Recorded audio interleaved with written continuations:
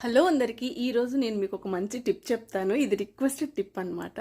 నాకు 2 days back అయితే ఎవరో సమ్ కామెంట్ చేశారు. తాగటం అంటే డ్రింకింగ్‌ని స్టాప్ చేయటానికి ఏదైనా టిప్ చెప్పండి అనేసి. నేను ఎక్కడో విన్నాను. నాకైతే తెలీదు. బట్ విన్నాను. అంటే ఆయుర్వేదిక్ సలహాలు ఇస్తూ ఉంటారు కదా! వాళ్ళ దగ్గర విన్నాను. హ్మ్. నాకు తెలిసిన ఇన్ఫర్మేషన్ చెప్తున్నా. ఆహ్, మీకు దగ్గరలో మీ ఇంటి సరౌండింగ్స్‌లో సీతాఫలం ఆకులు ఉంటాయి కదా! ఆ లేత ఇగురు వాటికున్న లేత ఇగురుని ఎవరైతే డ్రింక్ చేస్తున్నారో వాళ్ళకి తెలియకుండా వాళ్ళకి మనం ఇవ్వాలన్నమాట. అంటే వాళ్ళకి తెలియకూడదు. తెలియకుండా ఇస్తూ ఉంటే అది ఆ ఆకు ఎప్పుడైతే తింటూ ఉంటారో ఆల్కహాల్ మీద ఇంట్రెస్ట్ అనేది తగ్గిపోతుందంట.